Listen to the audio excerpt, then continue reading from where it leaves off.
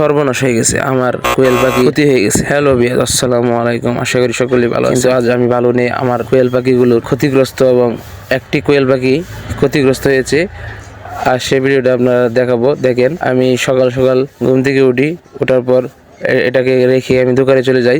তো হঠাৎ করে বাড়িতে আবার আসে দেখি এই একটি পাখির অবস্থা বেহাল। দেখেন কি অবস্থা, একবার ক্ষত হয়ে গেছে। এটা কেমনে হলো? আমি দেখি আমার মাথা নষ্ট হয়ে গেছে। আমি খুব দুঃখ প্রকাশ করতেছি জিনিসটা দেখি।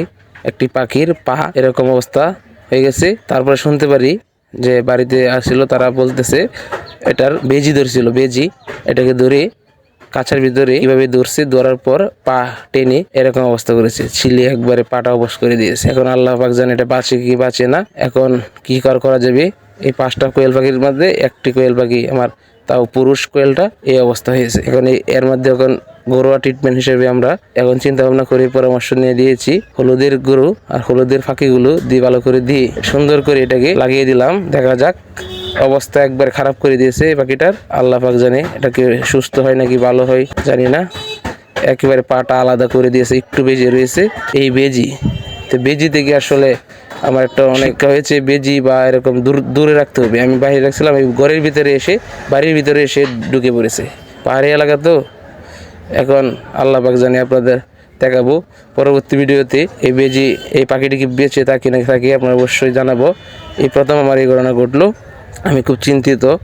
তো কি বাইন হয়, এরকম হলে আপনারা এরকম ট্রিটমেন্ট দিবেন আর বাজার থেকে ব্যথার বড়ি নিয়ে আসবেন। এখন দেখা যাক, এবার রেখে দিয়েছি, দেখা যাক কি হয়। আর আগামী ভিডিওতে দেখাবো পাখিটির কি অবস্থা, সুস্থ নাকি অসুস্থ আপনার সম্পূর্ণ দেখতে পারবেন। দেখা যাক এটা কি বেঁচে থাকে নাকি মারা যায়, আপনারা অবশ্যই থাকবেন। এছাড়াও আমি এটাকে দিয়েছি হচ্ছে এরকম ওষুধই, যে আপনারা হাতে পান কাচন্ত ওষুধ, এটা এগুলো আমরা বেটে তারপর আমরা এটার উপরে লাগিয়ে দেওয়ার চেষ্টা করব। তো লাগিয়ে দিছি, এখন দেখা যাক কি হয়। সুন্দর করে লাগিয়ে ব্যান্ডেজ করে দিয়েছি। আমার মনে হয় না ঠিক হবে, কারণ একটা পা একবারে আলাদা হয়ে গেছে, টাইনে হিজড়ে নিয়ে যেতেছিল, টেনে হিজড়ে নিয়ে যেতেছিল। এখন শেষ পর্যন্ত অপেক্ষা, দেখবেন আপনারা আগামী ভিডিওতে কি হয়, সবটা সম্পূর্ণ জানাবো। এর জন্য অবশ্যই চ্যানেলটি সাবস্ক্রাইব এবং লাইক দিয়ে পাশে দেখেন। ক্ষতিগ্রস্ত হলে আপনারা কি করবেন, সম্পূর্ণ ভিডিও দেখেন। দেখা হচ্ছে আগামী ভিডিওতে এই অসুস্থ পাখিটিকে নিয়ে। আসসালামু আলাইকুম।